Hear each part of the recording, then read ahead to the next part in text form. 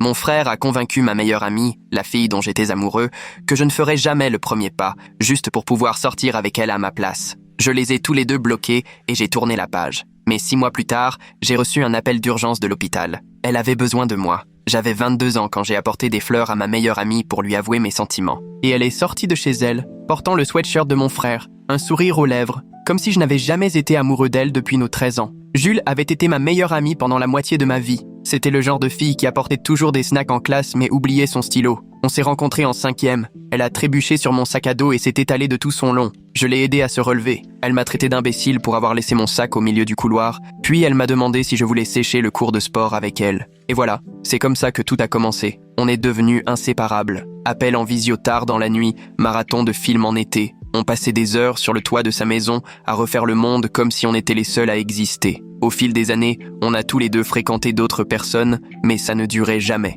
J'avais l'impression que personne ne nous comprenait comme on se comprenait tous les deux. Elle avait même plaisanté un jour en disant que si on était toujours célibataire à 30 ans, on se marierait. J'avais ri, mais je n'avais jamais oublié. Mon grand frère, Ellie, savait très bien ce que je ressentais. Je lui en avais parlé 1 million de fois. Il se moquait toujours, disant que c'était idiot. Il lâchait des trucs du genre « Si vous n'avez toujours rien fait, c'est qu'elle n'est pas intéressée » ou « Tu confonds amitié et amour ». Mais je savais que ce n'était pas ça. Je voyais bien la façon dont elle me regardait quand je la faisais rire. Et elle m'appelait toujours en premier quand tout allait mal. Quand Jules a finalement rompu avec son copain de longue date, j'ai dit à Ellie que j'allais lui avouer ce que je ressentais. Je lui ai même dit que j'avais peur, mais que j'étais prêt. Il m'a lancé un regard que je n'ai pas su décrypter, m'a tapé dans le dos et a dit « Vas-y, fonce ». J'ai acheté des tournesols, ses fleurs préférées. J'ai même mis mon seul costume, le meilleur que j'avais. J'ai répété tout ce que je voulais lui dire pendant tout le trajet. Ce ne serait peut-être pas parfait, mais ce serait sincère. Quand je suis arrivé dans sa rue, j'ai vu la voiture d'Ellie dans son allée. Au début, je me suis dit qu'il était peut-être juste passé rapidement,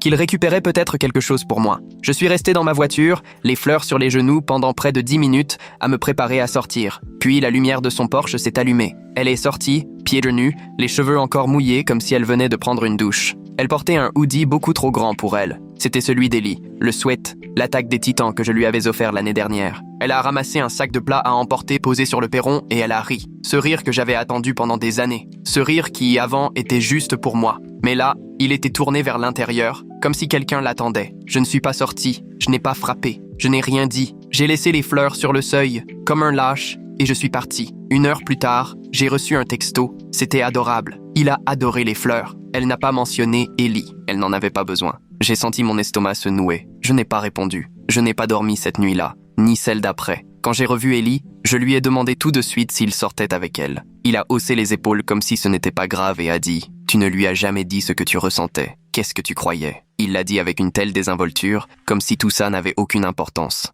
Je lui ai dit que j'allais lui dire, que cette nuit-là était censée être le moment. Il a juste ri et dit « T'as été trop lent, voilà tout. » Le pire, c'est que j'ai quand même essayé de rester normal avec elle. Elle a officialisé avec Ellie, et moi j'étais encore là à l'aider à refaire son CV, à l'accompagner à l'administration. J'étais toujours celui qui l'écoutait quand elle avait besoin de se plaindre de son boulot. Je me suis convaincu que c'était normal, que peut-être elle n'était tout simplement pas destinée à être avec moi. Puis il y a eu ce dîner entre amis chez Jules. Elle était assise à côté d'Ellie, appuyée contre lui comme si de rien n'était. À mi-repas, Ellie est allée aux toilettes. Elle s'est tournée vers moi et m'a dit « Tu es la seule personne qui me comprend vraiment. J'ai besoin de toi pour m'aider à écrire un discours pour l'anniversaire d'Ellie. » J'ai souri. Mais à l'intérieur, quelque chose s'est brisé. Plus tard dans la soirée, alors qu'on rangeait, j'ai trouvé un mot glissé entre des prospectus. Il m'était adressé. Elle ne m'a pas vu le prendre. À l'intérieur, c'était écrit « Je crois que j'ai toujours été amoureuse de toi. J'ai juste peur. J'ai pas envie de perdre ce qu'on a. » La date dessus, c'était la veille du jour où j'étais venu avec les fleurs. Je suis resté là, à le lire en boucle pendant 10 minutes, à peine conscient de respirer. Puis je l'ai reposé. Je n'ai rien dit. Je suis rentré chez moi et je les ai bloqués tous les deux. Jules m'avait aimé, depuis le début. Mais elle avait quand même choisi mon frère. Ça fait 6 mois. J'allais mieux. Du moins, je le pensais. Jusqu'à hier soir, quand j'ai reçu un message d'un numéro inconnu. Tu me manques. Je pense à toi chaque jour. Je n'ai pas répondu, mais je ne l'ai pas supprimé non plus. Peu après, un ami m'a écrit « Jules et Ellie ont rompu ». Je suis resté 1 heure à fixer mon téléphone. J'ai même tapé quelques réponses, puis je les ai effacées. Je suis finalement allé me coucher vers 3 heures du matin, toujours sans savoir quoi faire. Le lendemain matin, j'avais 3 nouveaux messages. Je savais que c'était elle. Tous venaient de Jules. Elle répétait qu'elle était désolée, qu'elle pensait à moi tout le temps. Je n'ai toujours pas répondu. Je suis allé travailler comme d'habitude. Je suis graphiste dans une petite agence marketing. Rien d'extraordinaire, mais ça paie les factures. Impossible de me concentrer. Mon patron, Willy, a remarqué et m'a demandé si ça allait. J'ai hoché la tête en disant que j'avais mal dormi. Il n'a pas insisté. Après le boulot, je suis allé à la salle de sport pour me vider la tête. J'étais à mi-séance quand j'ai aperçu Ellie de l'autre côté de la salle. On ne s'était pas parlé depuis que je l'avais bloqué. Il m'a vu aussi. On s'est fixé une seconde, puis il s'est approché. J'ai failli partir direct. « Salut », il m'a dit, comme si de rien n'était. Comme s'il ne m'avait pas trahi de la pire façon possible. J'ai juste hoché la tête et repris mes haltères. Il est resté planté là, mal à l'aise. « Jules et moi, c'est fini », a-t-il fini par lâcher. « Je sais », j'ai répondu, sans même le regarder. « Elle demande après toi. Elle dit que tu réponds pas à ses messages. » J'ai reposé les poids, attrapé ma serviette. C'est plus mon problème. Il m'a attrapé par le bras alors que je partais. Je sais que j'ai déconné, mais elle tient vraiment à toi. J'ai retiré mon bras. Vous avez tous les deux fait vos choix. Je suis sorti sans me retourner. Quand je suis arrivé à ma voiture, j'avais 5 nouveaux messages. Jules voulait qu'on prenne un café, qu'on discute. Elle disait que c'était important. Je n'ai toujours pas répondu. Cette nuit-là, encore une fois, je n'ai pas réussi à dormir. Je repensais à ce mot, à ce qu'elle avait écrit, qu'elle m'aimait, mais qu'elle avait peur, et à la rapidité avec laquelle elle était passée à Ellie. Rien de tout ça n'avait de sens. Vers minuit, on a sonné à ma porte. Je n'attendais personne. J'ai regardé par le Judas. Jules était là, dehors, serré dans ses bras pour se réchauffer. Elle avait les yeux rouges. Elle avait pleuré. J'ai failli ne pas ouvrir, mais une partie de moi tenait encore à elle, j'imagine. « Qu'est-ce que tu fais là ?» ai-je demandé en ouvrant la porte. Elle leva les yeux vers moi avec ce regard qui m'avait toujours désarmé. « Tu répondais plus à mes messages. »« Je ne l'ai pas invité à entrer. Il est minuit, Jules. Je sais, je suis désolé. C'est juste que j'ai vraiment besoin de te parler. » J'ai poussé un soupir et me suis écarté pour la laisser passer. Elle est entrée et a observé mon appartement. J'avais déménagé depuis la dernière fois qu'elle était venue. Nouveau lieu, nouveau départ. J'en avais besoin. « C'est sympa chez toi, dit-elle. » Je n'ai pas répondu. Je suis resté debout, les bras croisés, attendant qu'elle dise ce qu'elle avait à dire. Elle s'est assise sur mon canapé sans y avoir été invitée. Du pur Jules, comme toujours. Chez elle partout où elle allait. Moi, je suis resté debout. « Ellie et moi, c'est terminé, » finit-elle par dire. Je sais que j'ai fait une erreur. Elle leva les yeux vers moi. Une énorme erreur. Je n'ai rien dit. J'avais imaginé cette scène des dizaines de fois au cours des 6 derniers mois. Elle revenant vers moi, admettant s'être trompée. Mais maintenant que ça arrivait, je ne ressentais rien. Ou peut-être pas rien. Juste une forme d'anesthésie. « Est-ce que tu le pensais vraiment ?» demandai-je. Ce mot, tu le pensais vraiment? Elle eut l'air confuse une seconde, puis ses yeux s'agrandirent. Tu es tombé dessus? J'ai hoché la tête. Oui, je le pensais. Je comptais te le donner ce soir-là. Mais Ellie est arrivée et... Et quoi? Je me suis enfin assis, mais sur le fauteuil en face d'elle, pas à côté sur le canapé. Il m'a dit ce que tu ressentais pour moi, que tu étais amoureux depuis des années mais que tu ne ferais probablement jamais le premier pas. Il a dit que tu confondais peut-être l'amitié avec autre chose. Ma mâchoire s'est contractée et j'ai eu peur. Peur que si on essayait et que ça ne marchait pas, je perde mon meilleur ami. Alors quand il m'a embrassé, je sais pas, ça paraissait plus simple. J'ai ri, je n'ai pas pu m'en empêcher. Plus simple? Tu as choisi mon frère parce que c'était plus simple? Elle grimaça. Je sais comment ça sonne. Ah oui? Parce que ça donne l'impression que tu savais très bien ce que je ressentais. Que tu savais ce que toi tu ressentais. Et tu l'as choisi quand même. Elle baissa les yeux vers ses mains. Je sais que j'ai tout gâché, mais je suis là maintenant. Je me suis levé et j'ai commencé à faire les 100 pas dans le salon, les lattes du plancher grinçant sous mes pas. Toute la situation me semblait irréelle. 6 mois de silence, et maintenant elle était assise sur mon canapé, comme si tout ça lui revenait de droit. La lumière tamisée de ma lampe dessinait des ombres sur son visage, accentuant la nervosité avec laquelle elle mordillait sa lèvre inférieure, une manie que je trouvais attendrissante, autrefois. Pourquoi maintenant, Jules? Qu'est-ce qui a changé? Elle essuya ses yeux, étalant un peu de son mascara au passage. Tu me manques, chaque jour. Ellie, c'était pas toi. Sa voix se brisa sur ces derniers mots. Je me suis arrêté net, les poings serrés. C'est tout? Tu t'es rendu compte que je te manquais après 6 mois de silence? Même moi, je fus surpris par l'amertume dans ma voix. J'ai essayé de t'appeler, de t'écrire. Tu m'avais bloqué. Elle se redressa, sur la défensive. Typique de Jules quand elle se sentait acculée. Je l'avais vu faire ça des dizaines de fois. Ouais, après avoir découvert que tu avais choisi mon frère alors que, soi-disant, tu m'aimais, je passais mes mains dans mes cheveux, tirant légèrement à la racine. Est-ce que tu as la moindre idée de ce que ça m'a fait? Tu comprends un minimum ce que j'ai ressenti? Elle se leva à son tour, fit un pas vers moi. Son parfum à la vanille flottait dans l'air. J'ai fait une erreur. Les gens font des erreurs. Ses yeux cherchaient les miens avec insistance. Je fis un pas en arrière. J'avais besoin de mettre de la distance.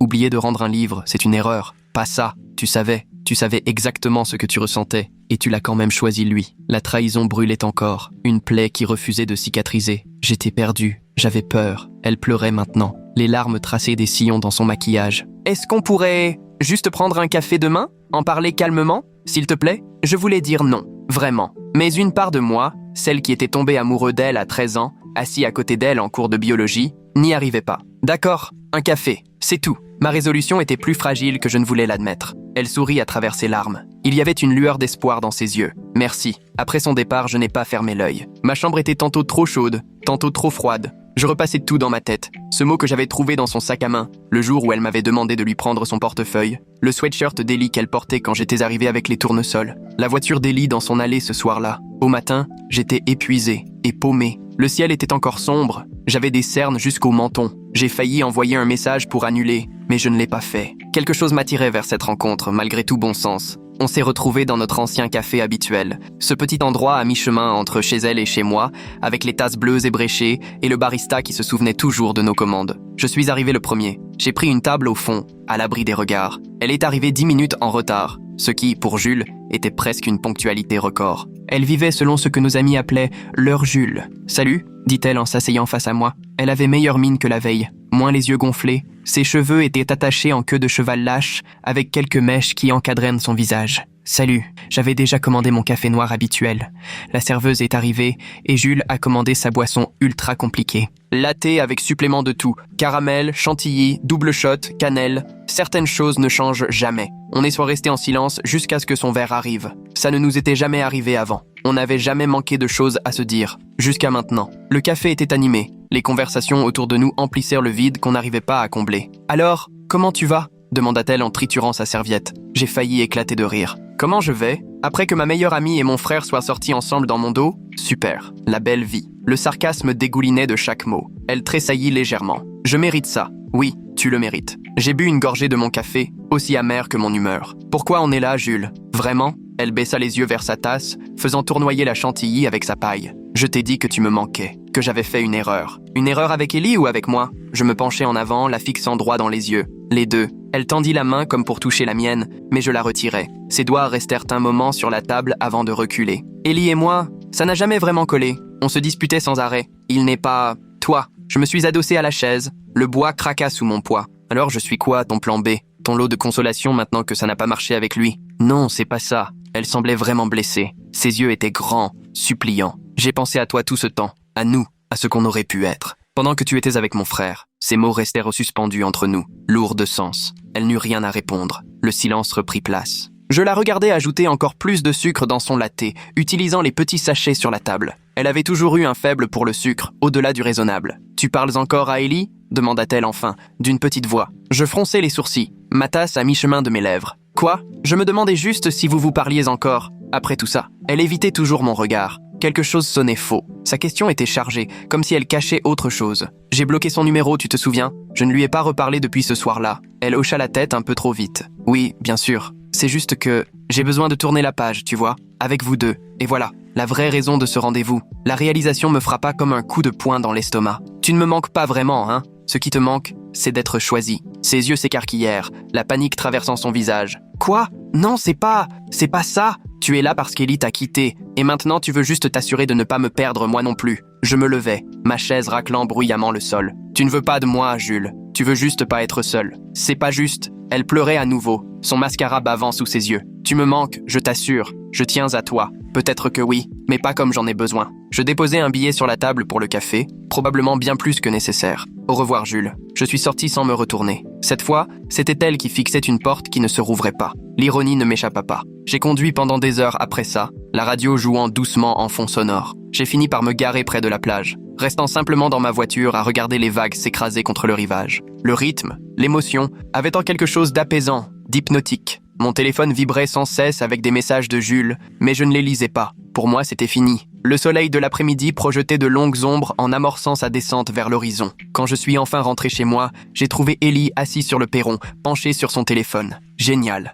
Exactement ce qu'il me fallait. Il leva les yeux quand ma voiture se gara, son visage mêlant culpabilité et détermination. « Qu'est-ce que tu veux ?» demandai-je, sans cacher mon agacement en claquant la portière. Il se leva, épousseta son jean. Jules m'a appelé. Elle était plutôt bouleversée. Je croisais les bras, gardant mes distances. « Et je voulais m'assurer que tu allais bien. » Il mit ses mains dans ses poches, visiblement mal à l'aise. Je ris, un rire sec, sans une once d'humour. « Fat, maintenant tu te soucies de comment je vais. » C'est fort. Je le dépassai pour déverrouiller ma porte, la clé coinçant un peu, comme toujours. Il me suivit à l'intérieur sans y être invité. Apparemment, Les limites personnelles n'étaient toujours pas son fort. Le salon portait encore les traces de la visite de Jules la veille. Un verre d'eau sur la table basse, les coussins légèrement enfoncés à l'endroit où elle s'était assise. « Écoute, je sais que j'ai tout gâché, » dit-il en restant près de l'entrée. « Mais Jules et moi, c'est fini, définitivement. » Je me tournai vers lui, observant les traits de mon frère, si semblables aux miens et pourtant si différents. « Pourquoi tu me dis ça ? Parce qu'elle t'aime, mec. Elle t'a toujours aimé. » Il passa une main dans ses cheveux, une habitude nerveuse qu'on partageait. Je secouai la tête. Non, elle aime l'idée de moi, le filet de sécurité, le plan B. Ellie soupira, les épaules affaissées. C'est pas vrai. Elle était perdue après que tu l'aies bloquée. Elle parlait de toi tout le temps, même quand on sortait ensemble. Ça devait être sympa. Je ne réussis pas à cacher l'amertume dans ma voix. Il eut au moins la décence d'avoir l'air gêné, les joues légèrement rouges. C'était loin d'être l'idéal. C'est d'ailleurs pour ça qu'on s'est séparés. Elle n'arrivait pas à te sortir de la tête. Je ne savais plus quoi croire. Ma tête tournait, tiraillée entre colère et nostalgie. Va-t'en, Ellie. Je suis épuisé. Et je l'étais. Épuisé jusqu'aux os par ce tourbillon émotionnel des 2 derniers jours. Elle est chez Angela, dit-il en se dirigeant vers la sortie. Si jamais tu changes d'avis, Angela, c'était la colocataire de Jules à la fac. Elles traînaient encore ensemble de temps en temps, partageant leur passion pour les films indépendants obscurs et la bière artisanale. Je ne répondis pas. Je fermai juste la porte derrière lui et m'effondrai sur mon canapé, le même endroit où Jules s'était assise la veille. Le lendemain, c'était samedi. Je me réveillais avec de nouveaux messages de Jules, et maintenant aussi d'Ellie. Je les ignorais tous et partis courir, plus intensément que d'habitude. Il fallait que je me vide la tête. L'air du matin était vif. Il remplissait mes poumons alors que je martelais le bitume, essayant de distancer mes pensées. En rentrant, en sueur et légèrement essoufflé, j'ai trouvé un colis sur mon perron. Aucun expéditeur indiqué. Je l'ouvris prudemment, à moitié convaincu qu'il s'agissait d'un grand geste dramatique. À l'intérieur, un album photo. Notre album photo. Celui que Jules et moi avions commencé au lycée, ajoutant des photos chaque année. Je pensais qu'elle l'avait gardé. Je le feuilletai lentement, assis sur les marches de ma maison. Nous, au bal de promo. Avec d'autres cavaliers, mais apparaissant toujours dans les photos de l'un et de l'autre. Nous, au diplôme, faisant des grimaces avec nos toques de travers. Les road trips à la fac dans ma vieille Corolla. Son 21e anniversaire, quand je lui tenais les cheveux toute la nuit pendant qu'elle vomissait. L'enterrement de mon père, où elle ne m'a pas quitté des yeux pendant 3 jours, me ramenant de la nourriture que je ne mangeais pas, veillant à ce que je me douche. Et à la fin, une nouvelle photo, une que je n'avais jamais vue. Elle datait de cette fameuse nuit, 6 mois plus tôt. Moi, debout sur son porche avec les tournesols, regardant à travers la fenêtre. Elle avait dû la prendre avant de sortir, avant que je ne la voie avec le sweatshirt d'Ellie. J'avais l'air si plein d'espoir, si nerveux, si amoureux. Les tournesols illuminaient la scène, une touche de couleur dans la lumière déclinante. En dessous, elle avait écrit, de son écriture arrondie, « Le moment où j'ai commis la plus grosse erreur ». Je refermai l'album et le posai à côté de moi. Je n'allais pas me laisser manipuler comme ça. Elle avait fait son choix. Elle devait maintenant vivre avec. Mais l'image restait gravée dans ma tête. Mon propre visage me fixant, débordant d'un espoir prêt à être brisé. Je passai le reste du week-end à ignorer mon téléphone. Lundi, les messages cessèrent. Je repris le travail, essayant de me replonger dans une routine normale. Willy m'attribua un nouveau projet, ce qui m'aida à occuper mon esprit. La logique du code m'apaisait. Elle avait quelque chose que les relations humaines n'avaient pas, une certaine constance. Mercredi, je croisai Angela au supermarché. Elle fit semblant d'être surprise de me voir, mais je n'étais pas dupe. C'était le magasin préféré de Jules, même s'il était loin de chez elle. Angela était clairement en mission, son air décontracté bien trop calculé pour être sincère. « Comment tu vas ?» demanda-t-elle, me barrant le chemin dans le rayon des céréales, son chariot positionné de manière presque stratégique. « Bien », répondis-je,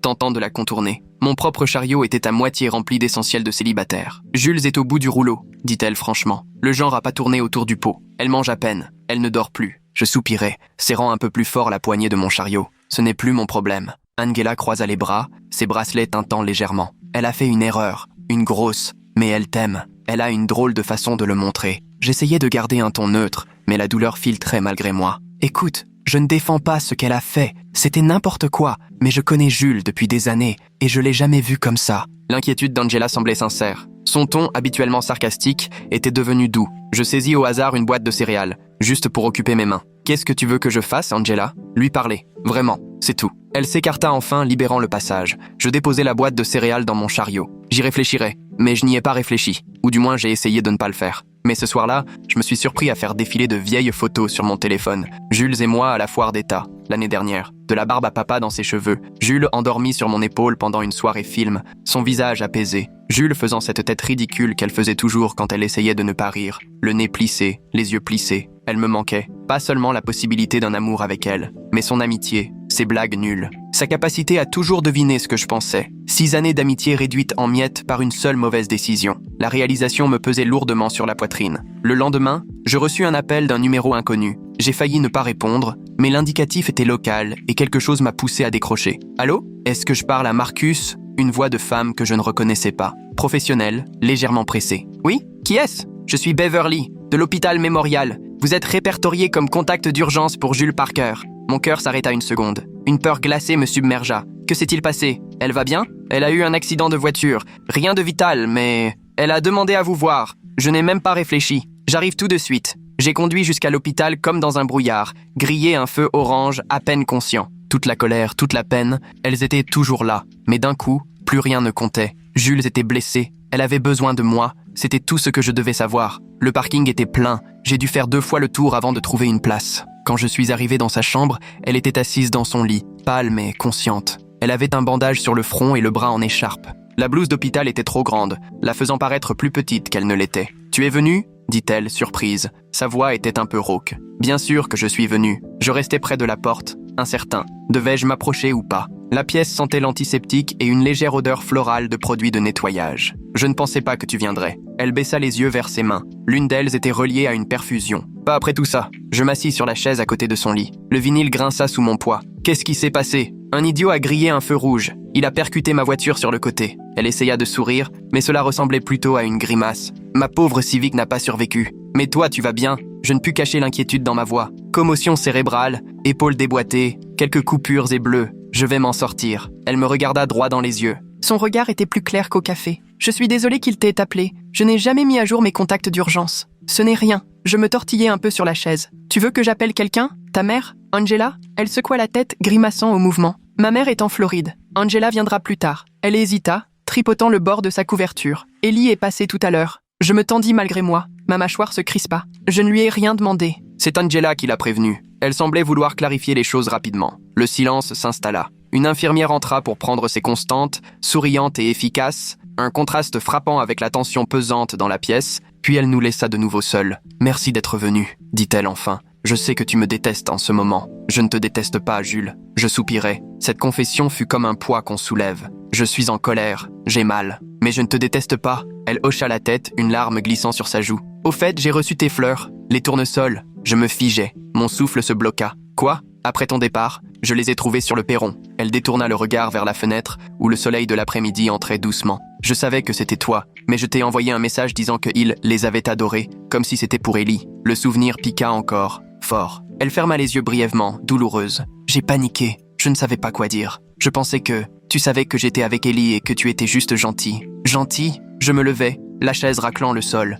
J'étais venu te dire que je t'aimais. Je le sais maintenant. Elle tenta de m'atteindre, grimaça sous l'effort. Je ne le savais pas à l'époque, pas avant qu'Ellie me le dise. Je me mis à arpenter la pièce, passant mes mains dans mes cheveux. C'est insensé. Toute cette histoire est insensée. Elle pleurait maintenant, des larmes dévalant son visage. J'ai tout gâché. J'avais peur de te perdre, alors je t'ai repoussé. Tu te rends compte? Quelle absurdité. Je m'arrêtais, la regardant. Mais pourquoi Ellie? Pourquoi mon frère de tous les gens? Elle avait l'air dévastée, épaules voûtées. Il était là. Il représentait la sécurité. Il n'était pas toi. Ça veut dire quoi, ça? Je ne comprenais pas. Ça veut dire que j'étais terrifié à l'idée de tout ruiner. Elle criait presque, sa voix résonnant dans la chambre. Tu étais mon meilleur ami, la personne la plus importante de ma vie. Et si on essayait et que ça ne marchait pas, j'aurais tout perdu. Et à la place, tu as choisi mon frère. Et tu m'as perdu quand même. Je secouai la tête, abasourdi. Ça n'a aucun sens, Jules. Je sais, aucun. Je ne pensais pas clairement. Elle essuya ses larmes d'une main tremblante. Et puis c'était trop tard. Tu as découvert la vérité. Tu m'as bloqué. Et je suis resté coincé dans une relation que je n'avais jamais vraiment voulu. Je me rassis,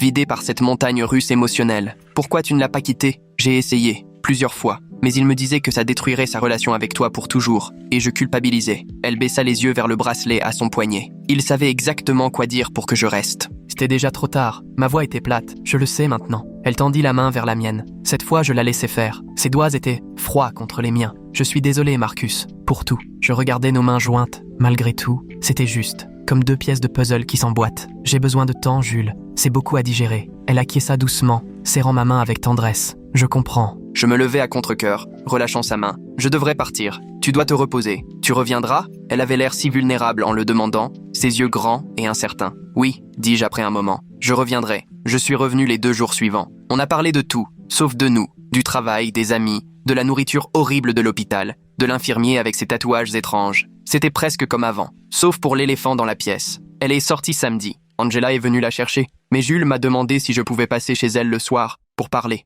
J'ai accepté, mais j'étais nerveux. Je ne savais toujours pas ce que je voulais. Une part de moi était encore blessée, une autre l'aimait encore, une autre avait peur de souffrir à nouveau. J'ai passé la journée à nettoyer mon appart, réflexe nerveux qui avait au moins le mérite d'être utile. Quand je suis arrivé chez elle, Angela m'a ouvert, puis a soudainement réalisé qu'elle avait des plans. Jules était sur le canapé, elle avait meilleure mine que lors de son hospitalisation, mais portait encore les traces de ses blessures, les bleus virant du violet au jaune verdâtre. Elle portait un pull trop grand que je reconnaissais, un de ses préférés. « Salut », dit-elle doucement, repliant ses jambes sous elle. « Salut ». Je m'assis sur le fauteuil en face d'elle, pas encore prêt à être trop proche. L'odeur familière de son appartement, les bougies à la vanille et la lessive à la lavande qu'elle utilisait toujours, me ramena une vague de souvenirs. « Merci d'être venu ». Elle ajusta son écharpe, grimaçant légèrement. « Et merci d'être passé à l'hôpital ». Je hochai la tête, remarquant que l'album photo qu'elle m'avait envoyé reposait sur la table basse. « Comment tu te sens ?»« Mieux, j'ai encore mal, mais ça va. » Elle inspira profondément, sa main valide triturant le bord de son pull. « Je dois te dire quelque chose. Voilà, on y est, pensai-je. D'accord. J'ai vu Ellie hier. Il est passé pour prendre de mes nouvelles. Sa voix était stable, mais je voyais bien l'inquiétude dans ses yeux. Je me raidis, me préparant au pire, et je lui ai dit que je ne pouvais plus le voir. Lui ni ses amis, pas pour l'instant. Elle l'annonça d'un ton ferme, comme si elle avait répété la scène. Je ne m'y attendais pas. Cette confession me prit de court. Pourquoi ? Parce que ce triangle bizarre ne rend service à personne. Elle me regarda droit dans les yeux, son regard déterminé. Je me suis trompé, Marcus. Je me suis trompé depuis des mois. Je veux plus refaire cette erreur. Je ne savais pas quoi répondre. Une partie de moi était soulagée, une autre, toujours méfiante. Le silence s'installa entre nous, ponctué uniquement par le tic-tac discret de l'horloge murale. J'ai trouvé l'album photo, dis-je finalement, en le désignant sur la table. Elle hocha la tête, un léger sourire au coin des lèvres. Je l'ai laissé là pour toi. Je voulais que tu te rappelles de nous, du vrai nous, pas de ces derniers mois. Cette photo à la fin, moi sur ton perron. L'image me hantait encore. Je l'ai prise quand je t'ai vu arriver, avant qu'Ellie ne m'appelle à l'intérieur. Elle baissa les yeux, le visage teinté de honte. J'étais tellement heureuse de te voir là.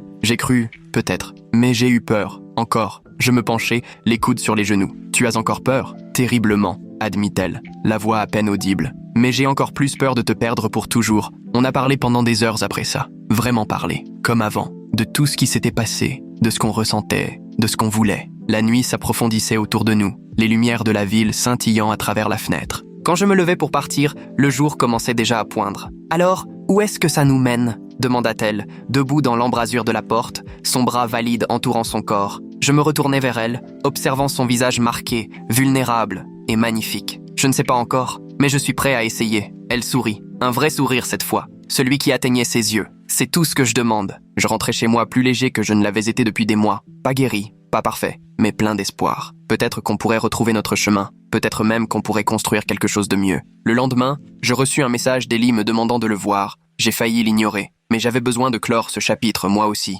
On s'est retrouvés dans un bar du centre-ville. C'était dimanche après-midi, peu de monde. C'était un peu gênant au début. On sirotait nos bières en évitant de se regarder. Le match diffusé à la télé remplissait le silence. Jules m'a dit que tu lui as rendu visite à l'hôpital, dit-il enfin, en grattant l'étiquette de sa bouteille. Je hochai la tête, traçant un cercle avec le fond humide de mon verre sur la table en bois. Elle m'a dit que toi aussi. Oui, il prit une longue gorgée de sa bière. Sa pomme d'Adam monta et descendit lentement. Elle m'a aussi dit qu'elle ne voulait plus me voir. Elle me l'a dit, oui. Je gardai ma voix neutre, scrutant sa réaction. Il me regarda droit dans les yeux, son regard si semblable au mien, essayant de lire mon visage. « Vous allez vous remettre ensemble ? On n'a jamais été ensemble, lui rappelai-je. Mais je ne sais pas, peut-être, un jour. » Il hocha lentement la tête. Ses épaules se détendirent un peu. « Je suis vraiment désolé, tu sais, pour tout. » Je l'observais longuement. On avait toujours été compétitifs, mais là, c'était autre chose. Ça avait touché au cœur même de notre relation. « Pourquoi t'as fait ça, Ellie ?» Honnêtement, il baissa les yeux, incapable de soutenir mon regard. Je sais pas. Au départ, je voulais juste lui parler de toi,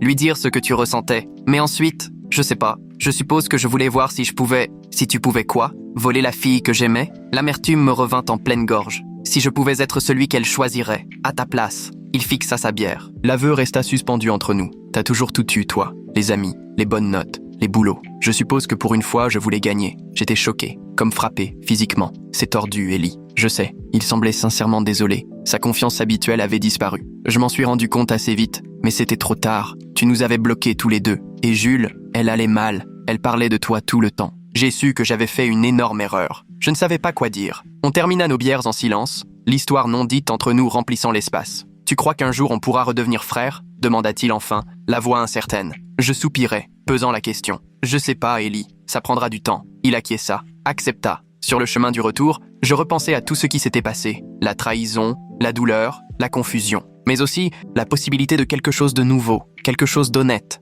quelque chose de vrai. Le soleil couchant peignait le ciel de nuances orange et rose, une fin magnifique pour une journée compliquée. Je me garais sur le bas-côté et envoyais un message à Jules. Dîner demain soir? Sa réponse arriva immédiatement. J'adorerais. Je lui répondis avec l'heure et le lieu. Rien de fancy, juste ce petit resto thaï qu'on adorait. J'ai passé beaucoup trop de temps à choisir une chemise, ce qui était idiot. Elle m'avait déjà vu porter absolument tout ce que je possédais. J'ai fini par opter pour une chemise bleue, celle qu'elle disait toujours faire ressortir mes yeux. Enfin, pas que je m'en souvienne précisément, bien sûr. J'étais là 15 minutes en avance. J'ai pris notre table habituelle près de la fenêtre. La serveuse, Teresa, me reconnut et me demanda où j'étais passé ces derniers temps. « Pris par le boulot ?» répondis-je simplement. C'était plus facile que de tout expliquer. Jules arriva pile à l'heure, une première. Elle portait toujours son écharpe, mais s'était maquillée et avait coiffé ses cheveux. Elle était magnifique, vraiment magnifique. Mon cœur fit ce petit bond idiot qu'il faisait toujours quand je la voyais. « Salut !» dit-elle en s'installant en face de moi. « Merci d'avoir proposé ce resto. Le pad thaï m'avait manqué. À moi aussi. » Je tripotais ma serviette, nerveux. On avait parlé pendant des heures chez elle. Mais là, c'était différent, plus officiel. On commanda nos plats habituels. Pad thaï pour elle, curry vert pour moi, rouleau de printemps à partager. Ce rituel familier me rassura. On parla de choses normales pendant un moment, de son accident, de mon boulot, d'un film qu'elle voulait voir. C'était presque comme avant. Alors, dit-elle enfin une fois les plats servis, j'ai beaucoup réfléchi à tout ça. J'acquiesçais en prenant une bouchée de curry, histoire de gagner quelques secondes pour me préparer. Moi aussi, je veux être complètement honnête avec toi, dit-elle en posant sa fourchette. Plus de demi-vérité, ni de non-dit. J'apprécierais, répondis-je, en tentant de garder un ton neutre malgré le nœud à l'estomac. Elle inspira profondément. Je suis amoureuse de toi depuis cet été où on est parti camper avec ta famille. Quand tu es resté éveillé toute la nuit avec moi parce que j'avais peur des bruits dehors. Tu te souviens? Je m'en souvenais parfaitement. Elle avait eu tellement honte d'avoir eu peur, mais ça m'était égal. On avait joué aux cartes à la lampe torche jusqu'au lever du soleil. Oui, je m'en souviens. C'est là que j'ai su. Mais je n'ai rien dit. J'avais trop peur de gâcher notre amitié. Elle poussa distraitement sa nourriture dans son assiette. Puis à la fac, quand tu as commencé à sortir avec Samantha, j'ai cru que ma chance était passée. Samantha et moi étions restés ensemble presque 1 an. Elle était sympa, mais il manquait toujours quelque chose. Je l'ai quittée parce qu'elle n'était pas toi, avouai-je. Je ne m'en rendais pas compte à l'époque, mais c'était ça. Jules releva les yeux, surprise. Vraiment? J'acquiesçais. Ouais, personne n'a jamais été à ta hauteur. Elle esquissa un sourire triste. On a vraiment tout gâché, hein? Royalement. Je ne pus m'empêcher de rire un peu. Vu de l'extérieur, toute cette histoire était complètement absurde. Quand Ellie est arrivée ce soir-là, j'étais en fait en train de t'attendre, dit-elle en baissant les yeux. J'avais enfin trouvé le courage de te dire ce que je ressentais. J'avais même écrit cette lettre, mais c'est lui qui est venu à la place. Je tentais de contenir l'amertume dans ma voix. Il m'a dit qu'il voulait te parler de toi, de nous. Il m'a dit que tu étais amoureux de moi depuis des années, mais que tu ne ferais jamais rien. Elle secoua la tête. Et puis il a dit quelque chose qui m'a vraiment marqué. Que si on essayait, et que ça ne marchait pas, ça te détruirait. Que tu ne supporterais pas de me perdre comme ami. Je fronçai les sourcils. Il a dit ça? Elle hocha la tête. Il a présenté ça comme s'il te protégeait. Que sortir avec lui, c'était une façon de rester dans ta vie sans risquer de tout perdre. Et tu l'as cru? Je ne parvins pas à cacher mon incrédulité. J'étais perdu, et oui, je l'ai cru. C'est ton frère. Je pensais qu'il te connaissait. Elle avait l'air sincèrement désolée. C'est la plus grosse erreur de ma vie. Je me laissais aller contre le dossier de ma chaise, digérant ce que je venais d'apprendre. Ellie nous avait manipulés tous les deux. Cette prise de conscience me fit bouillir de l'intérieur. Mais en même temps, elle allégea un peu mon cœur. Jules ne l'avait pas choisie au hasard. Elle s'était fait avoir, comme moi. Tu t'en es rendu compte quand? Demandai-je. Assez vite. Mais tu nous avais déjà bloqués, et je ne savais pas comment réparer les choses. Elle tendit la main vers moi. Je l'acceptais, hésitant. Sa main était chaude, petite, familière. J'ai essayé de le quitter plein de fois, mais il me faisait toujours culpabiliser. Il disait que ça ruinerait toutes nos chances que tu nous pardonnes, à lui comme à moi. C'est sacrément tordu. Je sais, j'aurais dû être plus forte. Elle serra doucement mes doigts. L'accident, c'est bizarre, mais ça m'a fait prendre du recul. La vie est trop courte pour toutes ces bêtises, tu sais? Je ris. Du pur Jules. Trouver le bon côté d'un accident de voiture. Ouais, je sais. On termina le dîner avec plus de légèreté. La tension s'était dissipée, remplacée par une sorte d'espoir discret, mais réel. Je payais l'addition malgré ses protestations et la raccompagnais jusqu'à sa voiture. L'air du soir était frais et les étoiles commençaient à apparaître. Et maintenant? Demanda-t-elle, adossée à sa voiture. Je pris une grande inspiration. Je pense qu'on devrait y aller doucement, découvrir qui on est, maintenant. Elle hocha la tête, visiblement soulagée. J'aimerais ça. J'hésitai puis déposai un baiser sur sa joue. Bonne nuit, Jules. Elle me sourit. Un vrai sourire. Celui qui atteignait ses yeux. Bonne nuit, Marcus. Je la regardais partir, le cœur plus léger que depuis des mois. Rien n'était réparé, rien n'était parfait, mais j'avais de l'espoir. Les semaines qui suivirent furent étranges.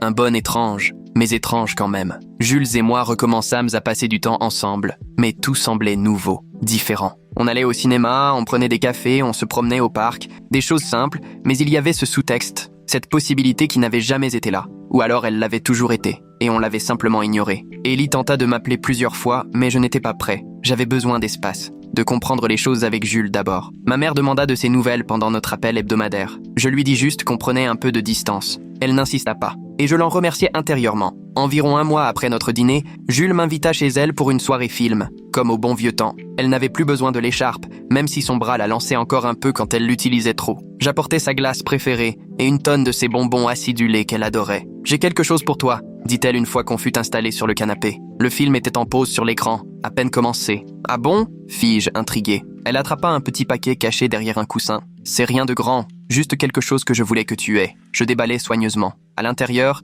un porte-clés avec un petit tournesol en pendentif. Simple, parfait. Pour remplacer ceux que tu avais apportés ce soir-là, expliqua-t-elle un peu nerveuse. Je sais que ce n'est pas pareil, mais je me penchai et l'embrassai, pas sur la joue. Un vrai baiser. Elle resta figée une seconde, puis répondit. Sa main monta se poser sur mon épaule. Quand on s'éloigna, on souriait comme deux idiots. J'ai rêvé de faire ça depuis que j'ai 13 ans, avouai-je. Elle éclata de rire, les yeux pétillants. Moi aussi. On n'a jamais regardé ce film. On a passé la nuit à parler, vraiment parler, de tout ce qu'on avait trop longtemps gardé pour nous. Ce n'était pas tout sérieux. On faisait toujours des blagues idiotes. On se lançait du popcorn. Certaines choses ne changent jamais. Mais maintenant, il y avait cette nouvelle couche, cette honnêteté, terrifiante, mais exaltante. Le lendemain matin, je me réveillais sur son canapé. Elle avait la tête posée sur mon épaule. On n'était pas allé plus loin que le baiser. On avait dit qu'on irait doucement, non. Mais me réveiller à ses côtés, c'était juste. Plus juste que tout ce que j'avais connu. Je bougeais délicatement sa tête pour la poser sur un coussin, puis me levais pour préparer du café. Sa cuisine était exactement comme dans mes souvenirs. Un chaos organisé, trop de tasses, pas assez de vraie nourriture. Je trouvais les grains de café à leur place habituelle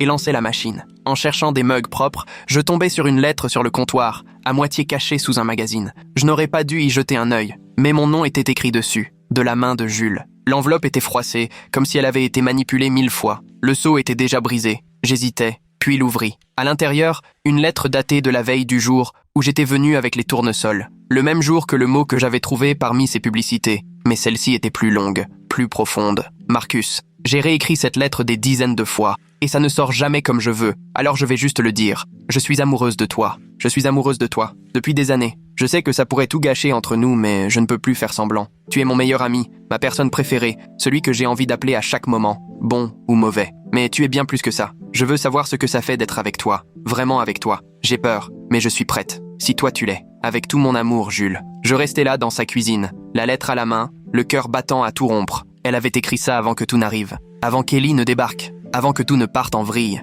Je vois que tu l'as trouvé, dit Jules doucement depuis l'encadrement de la porte, les cheveux encore en bataille après le sommeil. Je levai les yeux, la lettre toujours dans ma main. Tu allais vraiment me donner ça? Elle hocha la tête en s'approchant pour prendre la tasse de café que j'avais remplie. Cette nuit-là, j'avais tout préparé. Je comptais te faire à dîner, te donner la lettre, et enfin te dire ce que je ressentais. Et puis Ellie est arrivée, les pièces du puzzle s'assemblaient enfin. Ouais, elle but une gorgée de café, m'observant par-dessus le bord de sa tasse. J'ai failli te la donner quand même, mais après ce qu'il m'a dit, j'ai eu peur. Encore. Je repliai soigneusement la lettre et la remis dans l'enveloppe. Je peux la garder? Elle sembla surprise puis sourit. Bien sûr. Je la glissai dans ma poche et la pris dans mes bras. Elle se blottit parfaitement contre moi, sa tête nichée sous mon menton. On resta ainsi un moment, à s'enlacer dans la cuisine baignée par la lumière du matin. On a perdu tellement de temps, murmura-t-elle contre ma poitrine. Je déposai un baiser sur le sommet de sa tête. On a encore tout le temps devant nous. Ça fait 6 mois maintenant. Jules et moi sommes officiellement ensemble. Et c'est encore mieux que tout ce que j'aurais pu imaginer. Ce n'est pas parfait. On se dispute pour des bêtises.